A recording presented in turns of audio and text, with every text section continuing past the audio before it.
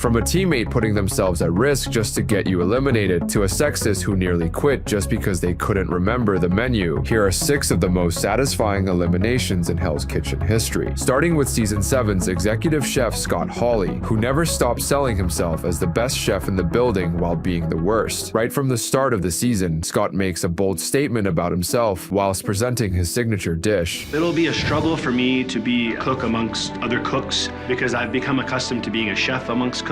Well, I would be embarrassed to finish second place. But that self-proclaimed arrogance would be promptly shut down by none other than Gordon himself. Rather pathetic. There's not one appetizing ingredient. And this pattern of delusion kept continuing onto episode 4's dinner service, when Gordon called him out for undercooking his beef. Yes, chef. All of you, come here! Just touch that beef. Just touch it, hurry up.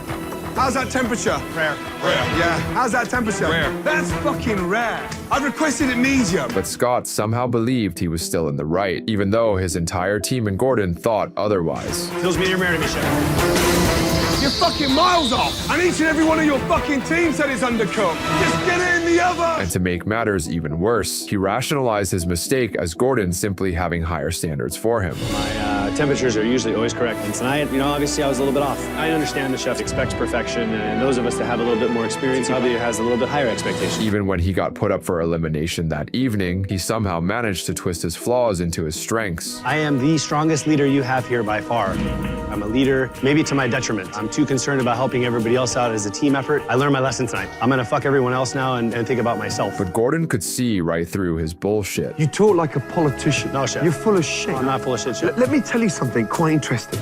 You're not as good as you think you are. Pipe down and have a little bit more of a humble approach. However, that still didn't mark the end of Scott's time on the show just yet. Luckily for him, Gordon switched him over to the red team to terrorize their service instead. 8 minutes, just cook, work. So the beef aren't even started. Chef, they're cooking right now, chef. I was told one beef all day. You were told one beef all day? Oui, chef. Who told you that? My teammate, chef. I was like, who the fuck are you? Listen to the tickets. Don't blame us. And Scott even had the audacity to criticize his new teammates. You can only work with the teammates that you're given, but it's difficult when you're working with people that don't have a lot of talent or skill in a fine dining restaurant. It's just impossible. But despite saying that, he was the only person during that dinner service to screw up on beef. I can't take it. It's not even beef. It's not even cooked. Just put it down and touch it. Are you colorblind? No, chef. Which led to him being put up for elimination once again, begging for another chance to keep competing on the show. I don't agree with it. I've had a tough couple services, but I'm a hard worker. Obviously, you know that. I have a calmness about me during service, no matter what the stresses bring. By no means, I'm not the worst cook in this team by far. Best cook in this team, the best leader in this team. This team will fucking die if I'm not here. But Gordon has finally had enough of his antics. Scott, give me a jacket. I can't take it anymore. I cannot take it. I kept waiting and I waited and waited, but it didn't happen. Good night. Good night, chef. Just when you thought he could finally be humbled, this was the last confession he gave before leaving the show. I certainly am the best cook on the red team, but when you're working with teammates that aren't as qualified to be there as you are, it makes it hard. But at the end of the day, I'm still going to go on and continue to be a great chef. And Gordon's final remark perfectly summed up what all fans could wholeheartedly agree with. If Scott could cook as well as he talks, he'd be the winner of Hell's Kitchen. Unfortunately for him, he can't. It was unbelievably satisfying to watch Scott get eliminated. When Scott was eliminated, I was more happy than Gordon Ramsay because I got tired of hearing his mouth. I know he was definitely a problem child. He is full of demons. While you could argue that Scott had passion for cooking, the same can't be said for Season 10's Tiffany Johnson, who genuinely has zero care for anything and everything. Take what she said on episode 10's Italian Night, for example. I really hate cooking for children. Kids don't know what fine dining is. Their opinions really don't matter to me. But she somehow burnt the pizza she was making for those same kids she was talking about. It's burnt. Look, just cut that part off. Who gives a shit? I really don't like kids at all. What made it worse was that she believed she could sneak them past Gordon. Now we're selling burnt pizza, not crispy, fucking burnt. Burnt with the shit in there. And that was only just the beginning of Tiffany's display of passion for cooking. During prep in episode 12, Tiffany asked Dinah to taste her potatoes. Potatoes aren't done. Tasted the potatoes, and I was like, they're crunchy. So it tastes like when it cools. No, they're totally not done. They're crunchy. Not only did she ignore Dana's warning, she claimed she knew better. Dana, She thinks she knows it all, but I know what fine dining is, so I shouldn't really have anything to worry about. Unsurprisingly, that arrogance immediately backfired during service when her potatoes got sent back by a customer for being raw. That's the first time in my cooking career I've heard of a raw gratin dauphinoise. You've given up. She doesn't care. I do care. Oh, fuck it off. And if raw potatoes weren't bad enough, Gordon then caught her doing something so lazy and so disgusting it spoke volumes about how little she cared. All of it. I've just watched Tiffany scrape out all the old shit. So she gets the dirty pan and sticks all the fresh garnish in there. Gordon's reaction said it all. When a chef can't be bothered to get a clean pan and saute fresh vegetables, trust me, it tells me something. Sorry, Chef. And it would only get worse from there because moments later, the potatoes that she had undercooked was the only dish holding her team back from finishing service early. However, instead of helping them out, she thought it was a great idea to throw a tantrum. Tiffany, Sorry. no you're not. Yes, I am. No, you're fucking not. Yes, I am. You're the floppiest I've ever seen my whole entire life. Sorry. No, you're not. And Chef Andy did what no other sous chef had done up until that point in the show. You have such a fucking attitude. Why don't you take a walk and Dana take over her section? Yes, Chef. Have fun. After being put up for elimination, Tiffany did something no one had seen from her all season. I really enjoy being here, and I want to stay here. And I know I fucked up on the potatoes tonight, and it's a huge mistake, and I feel so bad. And Gordon's response said everything it needed to. It's the passion, Tiffany. I have so much Where's passion. the desire? Chef. There is so much passion and But there has to be a desire. natural hunger to stand out in the red team. And right now, you're not standing out. But in true Tiffany fashion, she still couldn't read the room even on her way out. I never thought I'd be kicked out of this competition this early, but Hell's Kitchen is harder than I thought it would ever be. Wish I could have made it to the top too. I tried my hardest. Tiffany said, "I never thought I would be eliminated this early. No one thought you would last this long." Fortunately, Gordon was kind enough to explain why. The most passionate I ever saw Tiffany was moments ago, when she was already on her way out. That was just too late. Although Tiffany's team couldn't wait to see her go, Season 19's Mark had a teammate that was so desperate to get rid of him, they put themselves on the chopping block just to make it happen. From one of the very first episodes, Mark made sure everyone knew what type of person he was. Chef Ramsay wants a leader. I'm a natural leader, and there's no way that I'm taking a backseat to anybody. But somehow this natural-born leader was nominated by his teammates that very same episode for a horrible dinner service. We are nominating Mark. Really just stopped communicating halfway through. And blue team's second nomination? Mark has a total misunderstanding of what a quote-unquote leader is. He seems to think that a leader is someone who stands around and tells everybody what they need to do, and then afterwards to make them aware of their mistakes. However, a leader is actually someone who sets the example and inspires a team to perform at their highest level. And what he said during his plea was quite the opposite of being a role model for the team. I'm here to win. I'm here to go the distance, Chef. I can cook. I did what I could to communicate with Peter and help him out, but that station was a disaster tonight. The fact that his teammate Cody kept shaking his head triggered Gordon to pry a little further. Cody, why are you shaking your head? It's important to admit your fault, and all I'm hearing right now is finger pointing. And that only meant that Mark would put even higher defenses against his allies. The blue team, they're playing politics. You know, that's not my style. But when all the clouds clear and all this murkiness goes away, I'll still be standing. But that animosity was also reciprocated by his teammate Amber, who had the pleasure of working with him in episode 5, Service. I'm with Mark on apps. He's all over the place. There's always shit everywhere. It's always like disorganized. I'm so fired up about how I don't like this guy. Even after getting put up for elimination for the 4th time by the blue team in episode 9, Mark still somehow believed that it was purely personal that he was nominated. I've been a great supporter of my team at any moment. With my team working against me, I felt like I was getting times that were impossible for me to match. He's lying. And despite Gordon giving him a warning, his demeanor remained unchanged. Mark, get off your island and work with your team. Yeah, sure. Quickly. Who I am, my skills, my fierceness is extremely uncomfortable for them. And we're just getting into the thick of it right now. I can't wait to see how it all unfolds. By episode 10 Service, Mark had proven to be a consistent letdown for his team, pushing Cody to say things like, Dinner service is starting up, and Mark's already in a haze. I need white wine. I don't have white wine. Get it together, man. I will be the leader that I am. I will hold your little hand and walk you like an infant child. And when Cody kindly extended his help, Mark immediately bit back. That rice needs to go on heat. Look at it, it's grainy. I will own what I'm cooking, okay? Thank you. Mark, chill out. He's only trying to help you. The risotto's done. I got it. It's a team, Mark.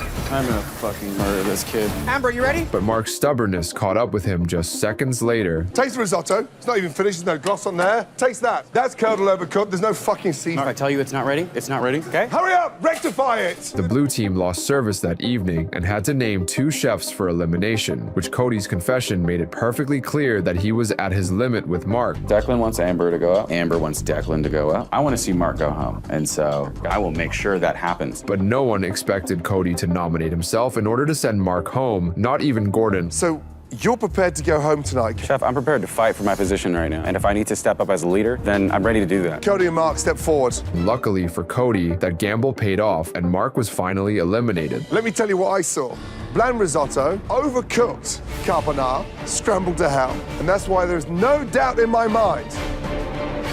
Mark, give me your jacket. This has to be one of the most satisfying eliminations in the series. Cody nominating himself to increase the chances of the barking chihuahua going home was such a genius play. Hats off to him. Mark is the personification of the phrase, small dogs bark the loudest. So glad we don't have to hear his yapping anymore. Although Mark could never shut up about himself. Season 4's Jason could only ever talk about one thing, how men were superior to women. And despite only appearing on the show for a brief 3 episodes, Jason had managed to be one of the most controversial figures in the show's history. From the very first service, Jason made his views on women extremely clear. I'll be damned if I'm gonna lose to a team of girls. The only thing I'm gonna lose to a woman is an ironing contest. And fans were quick to respond the moment Jason said the only time he would lose to a woman is through an ironing contest. I immediately hated him, and that was just the beginning of his sexist outburst, as episode 2 would shine some more light on this repulsive behavior. I don't think the girls have a clue what they're doing. What do you expect without a man over there to lead them, of course?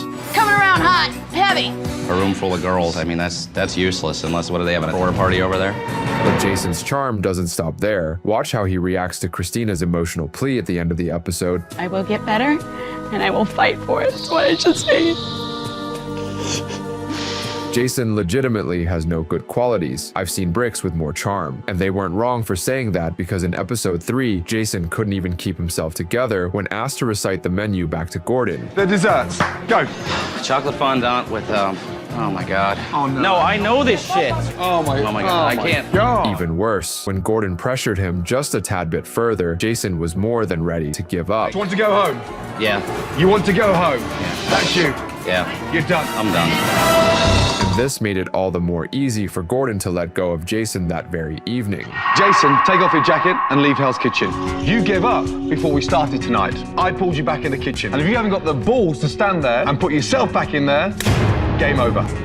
Good night. But that wouldn't be the end of him just yet, as Jason had to make a fool out of himself one last time before leaving the show. The last girls that got put up on the block, they start crying. Well, maybe if I would have cried like some old Ansies, maybe I'd be back upstairs. I can't do that. I'm a man. I am, however, gonna go get drunk. While Jason wore his ignorance on his sleeve, Season 2's Sarah Horowitz kept hers hidden, choosing to sabotage her teammates behind their backs instead. And Sarah's main victim was Virginia, whom she sabotaged right from episode 4 by lying to her about having the turbot ready, getting her in trouble with Gordon. She did start cooking it, Chef. Now you want to start lying to me. I'm not lying to you, Chef. Said that she's ready when I am. I'm ready. Wait for your call. I'm ready. And Gordon didn't go easy on Virginia. Confirms my suspicions, hello, Yes, about sir. you. You're not here as a team member, are you? Yes, I Out for am. yourself, aren't you? No, I'm not, You're here Chef. to screw the rest of them and fucking get your little ration to sit pretty on. No, I'm So not. where's the fucking turbot? Even when Virginia confronted Sarah again, she continued to bend the truth. Did I misunderstand you when I heard you say you were ready whenever I am? It was tortellini. I didn't hear turbo. But Sarah's confession confirmed her true intentions. He wants to say, well, you fucked up that turbo. And it's like, yeah, well, so? Chef Ramsay can't stand you right now. I don't necessarily see that as such a bad thing. I don't like Virginia, but she didn't deserve to get sabotaged by Sarah. Just showed what a nasty, vile person she is. But what made her look even more cynical and psychotic was how she pretended to comfort Virginia just 3 episodes later. It's not the end of the world, girl. Virginia's been on the butcher block so many times. She truly deserves to go home. That girl, her goose will be cooked. That which does not kill you only makes you stronger. But all that sabotaging and deceitfulness would quickly come back to bite Sarah in episode 8 when Virginia gained the power to decide her fate on the show after winning a challenge. I don't know.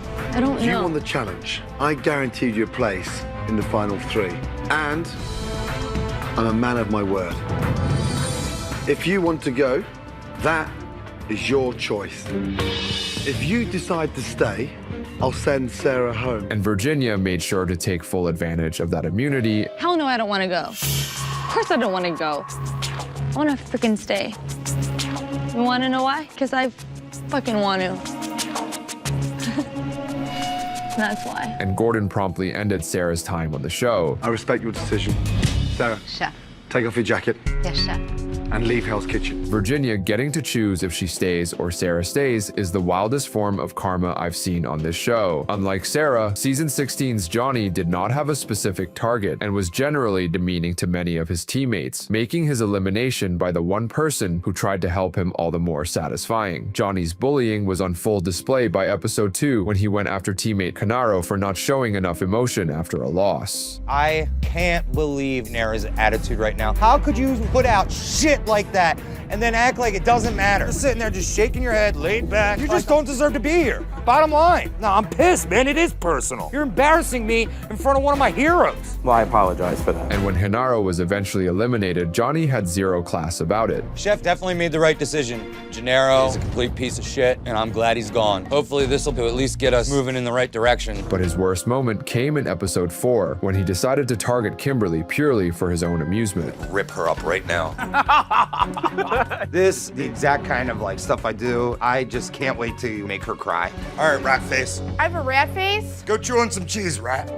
Whatever. And fans did not take that lightly. Johnny is more passionate at bullying other contestants than cooking. I'm not a psychologist, but the way Johnny so easily bullies and belittles others gives off strong sociopath vibes, to the point where I wouldn't be surprised if at some point he ended up being accused of domestic violence. But all that bravado would finally catch up to him in episode 8, when teammate Shayna suggested he sear the fish before service. I just told Johnny, listen, I think I should sear your fish off, and he didn't want to listen to me. We're doing the best, just like we always do. And Johnny would quickly pay the price once Gordon found out about his ignorance. So the sea bass is not even fucking seared off? No, it is not, Chef.